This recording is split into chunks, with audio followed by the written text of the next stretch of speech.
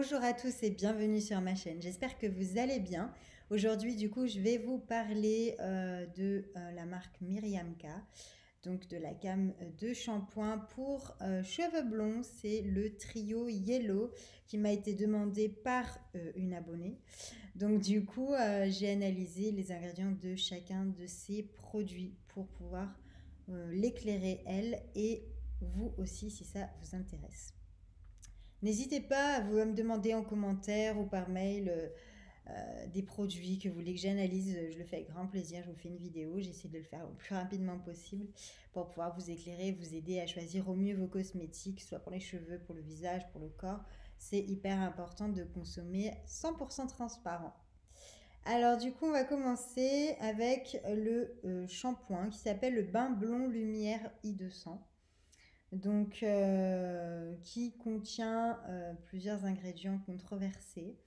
Donc, le premier, c'est le cocamide DEA, donc qui est un ingrédient synthétique et controversé. C'est un additif le plus souvent synthétique utilisé comme émulsifiant, donc qui permet la formation et la stabilisation des émulsions.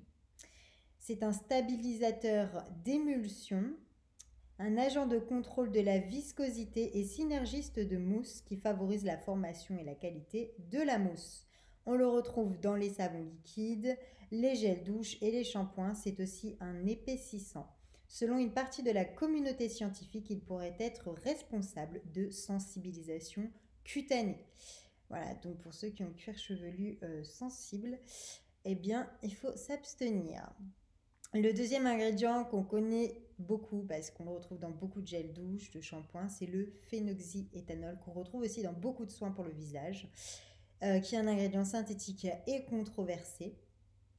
C'est un conservateur antimicrobien, donc qui inhibe le développement des micro-organismes, qui est largement utilisé en cosmétique. Il induirait des effets neurotoxiques d'après certaines études scientifiques et présenterait également un fort potentiel sensibilisant tel que les urticaires ou les dermatites, encore là, les inflammations de la peau et là notamment du cuir chevelu. Le troisième ingrédient qu'on va retrouver dans beaucoup de shampoings, ce qui fait partie un petit peu de la famille des silicones, c'est le sodium lauryl sulfate, donc qui est un ingrédient synthétique et controversé. C'est un tensioactif, indispensable à la formation et à la stabilisation des émulsions. Il est très dégraissant, donc très agressif pour le cheveu. Il serait déchaissant, déchaissant, on dirait soche, là je fais un lapsus, desséchant, voilà, c'est bon. Donc desséchant et irritant pour la peau d'après certaines études scientifiques. Donc là, je vous ai dit le sodium lauryl sulfate. On a aussi le sodium laurette sulfate, qui est aussi un ingrédient synthétique et controversé et qui est un tensioactif, donc très dégraissant.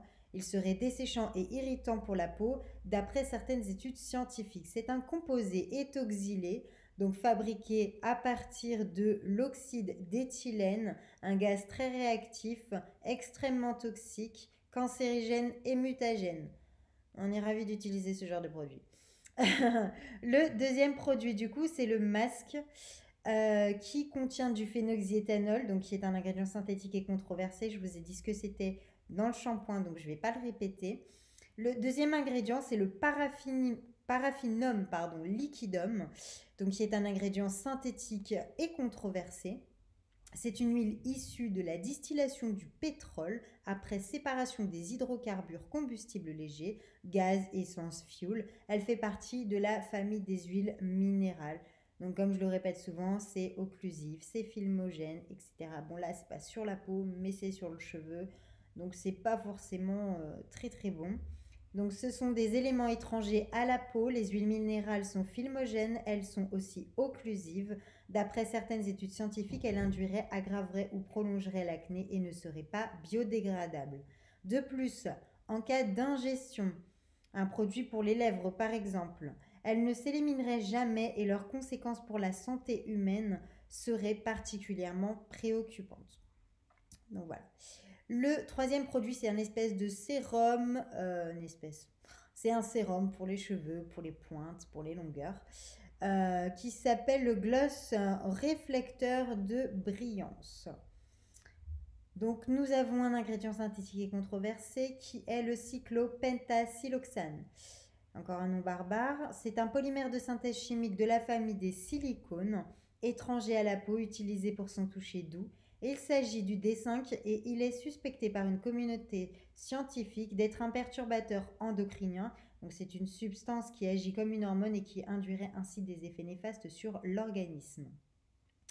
Lors des tests de carcinogénicité des D5, une étude a montré que les souris développeraient un cancer de l'utérus, mais le mode d'action sur l'homme reste incertain. Bon, voilà, c'est pas forcément sûr, mais il faut quand même faire attention, il y a des suspicions.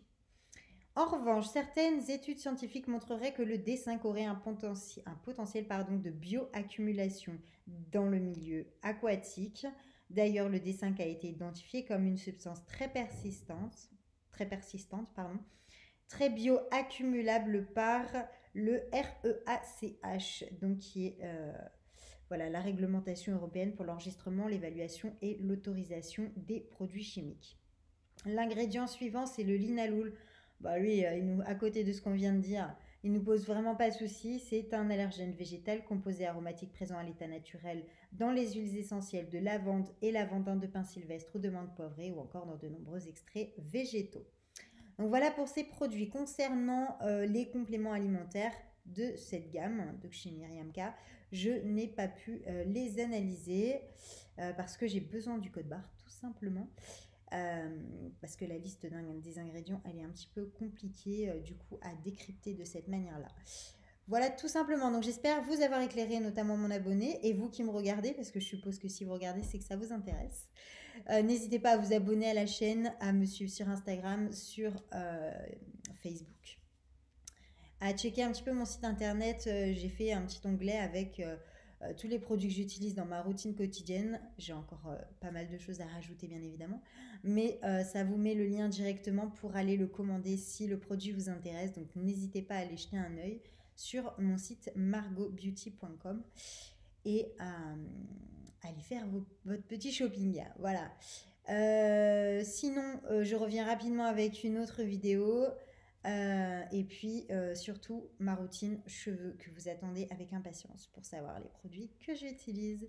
Alors c'est rien de bien compliqué, ne vous attendez pas à des trucs de ouf, c'est juste très très simple et des produits vraiment naturels. Donc pour vous assurer voilà un soin de qualité pour vos cheveux, de l'hydratation, des produits qu'on recherche et qui sont dans les produits chimiques d'aujourd'hui. Tout simplement donc voilà. Attendez encore un petit peu de la patience. Je vous dis à bientôt.